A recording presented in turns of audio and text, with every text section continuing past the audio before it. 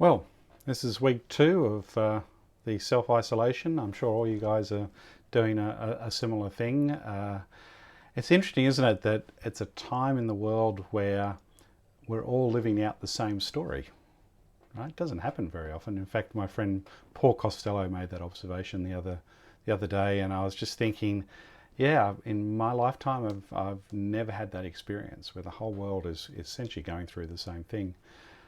It got me thinking, though, is that, from a leadership perspective, in terms of just helping leaders communicate, what's important, what needs to get done, and also just to build people's confidence, right, and keep people buoyed in a time where would be very easy to get down, where everyone's separated and in their own sort of isolated areas. I thought, so what could you do from a story perspective? And I think one of probably the most important things you could do is find examples of where things are going right, where you've seen the right thing happen. It's so easy for us to tell the stories of where the problems are. We see a whole bunch of people who are not social distancing. We'll tell that story. We thrive on the negative in many ways. It's a human characteristic.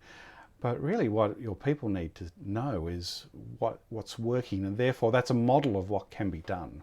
So I was saying to Mark the other day, my business partner Mark, that I saw these 4 boys, probably about 15-year-olds, walking across the street at a pedestrian crossing. I was parked at my car and waiting for the red light to change, and they were all, had the football. They were ready to obviously have a kick on the footy before the stage 3 rules came in, and social distancing, walking across, 15-year-olds.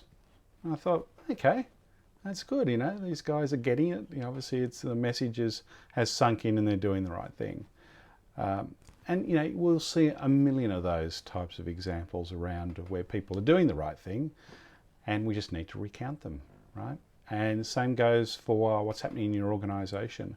When you see, now we're working in this online environment, when you see someone, replying, give praise, or just sort of a little thumbs up or something like that to recognise the online conversation that's happening.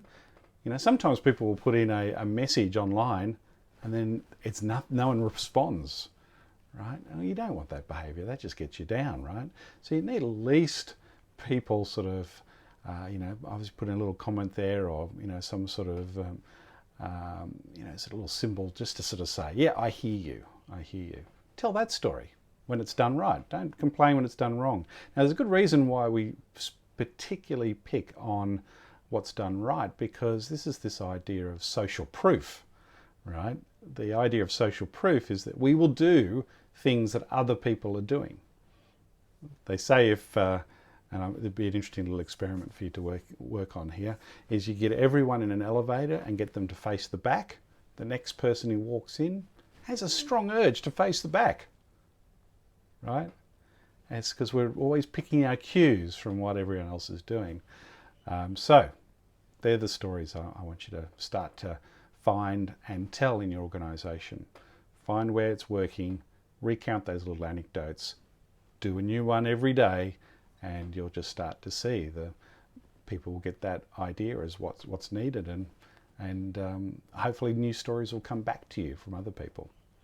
Anyway, stay well out there, stay strong, and I'll talk to you again soon on the videogram.